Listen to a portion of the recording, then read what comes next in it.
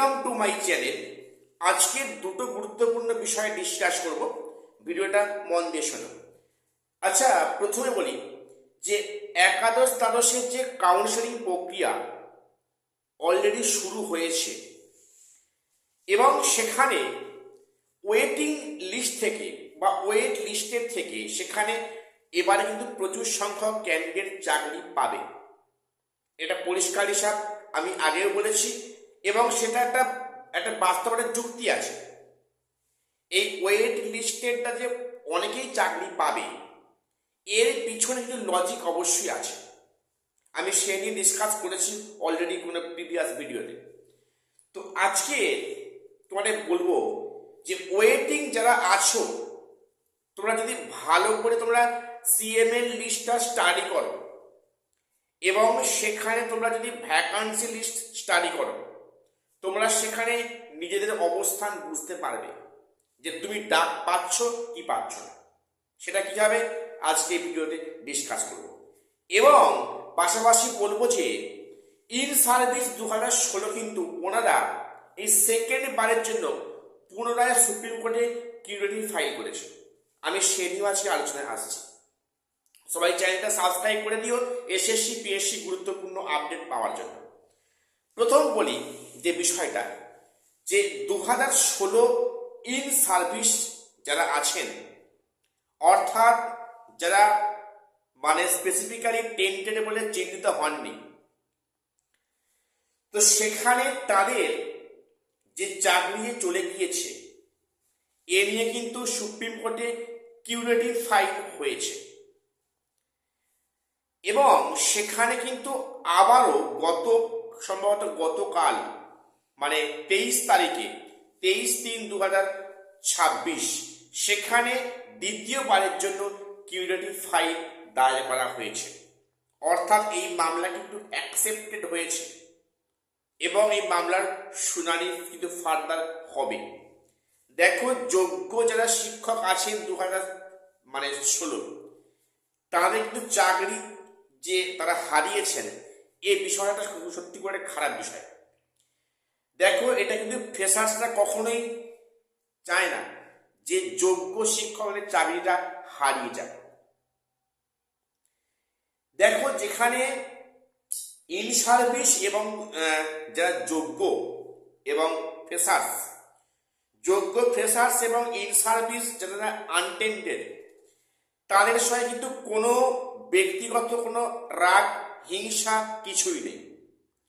মাঝখান থেকে ফ্রেশারদের সঙ্গে ইন সার্ভিসদের একটা ঝামেলায় পাঠিয়ে দেওয়া হলো এই একসাথে পরীক্ষা নিয়ে, এক্সপিরিয়েন্সের 10 মার্কস নিয়ে একটা ফালতু ঝামেলা করে, যেটা বারে বারে মানে দাবি করছি যে এখানে এক্সামটা এক হোক, সেখানে প্যানেলটা আলাদা, 16 প্যানেল আলাদা, 25 প্যানেল আলাদা।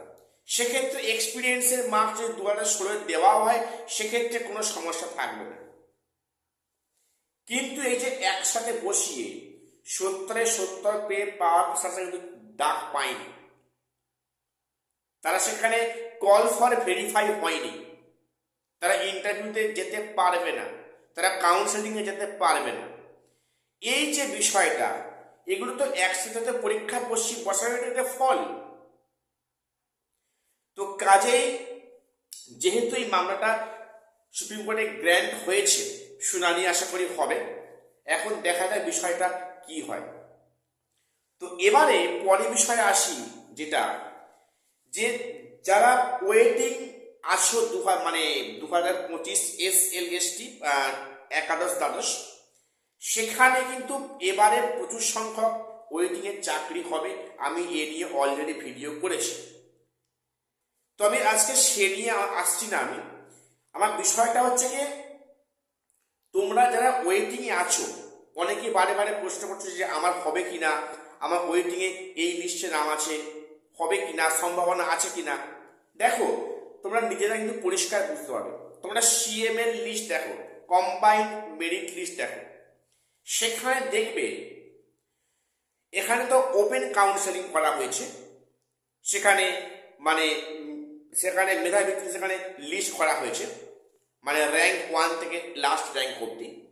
এই যে করা হয়েছে তোমরা এই লিস্টটা দেখো, দেখবে সেখানে একাধিক জায়গায় মানে মানে দুটো জায়গায় মানে একই প্রার্থীর নাম আছে। সেটা কাদের ক্ষেত্রে? সেখানে কিন্তু ফিমেল ক্যাটাগরি যারা আছে তাদের নাম দু জায়গায় থাকবে, একটা মেল ফিমেল, একটা অনলি ফিমেল। ফিমেল স্কুলটা কিন্তু ফিমেল ছাড়া অন্যরা সেটা নিতে পারবে না, কিন্তু মেল ফিমেল এটা সবার জন্য, male as well as female.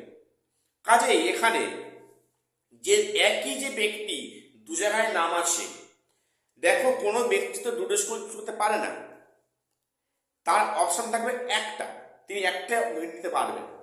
কাজেই তোমরা যদি ভালো করে স্টাডি করে দেখো যে তোমার সাবজেক্টে, সাপোজ তোমার সাবজেক্ট ইংলিশ, ইংলিশ সাবজেক্টে তোমার মনে করো ওয়েটিংয়ে 12 কি 14 কি 16 এরকম আছে, তুমি দেখবে যে ইংলিশে কম্বাইন্ড মেরিট লিস্টে, সিএমএ লিস্টে মানে ফিমেল ক্যাটাগরি যাদের দু জায়গায় নাম আছে এরকম সংখ্যাটা কত আছে দেখবে।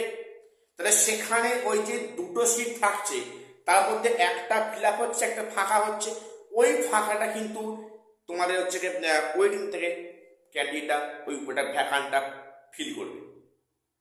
কাজেই তোমরা কিন্তু নিজেদের অবস্থান বুঝতে পারবে, সে কি ইংলিশ, কি বেঙ্গলি, কি হিস্ট্রি, কি জিওগ্রাফি, কি পল সায়েন্স, কি এডুকেশন, অল সাবজেক্টে তোমরা ভালো করে একটু সিএমএ তোমরা ভালো করে মানে কম্পিউটারে ডাউনলোড করো, তোমরা করে বারে বারে স্টাডি করো যে তোমার সাবজেক্টে কতগুলো ফিমেল আছে যাদের নাম দু জায়গায় র্যাঙ্ক করছে।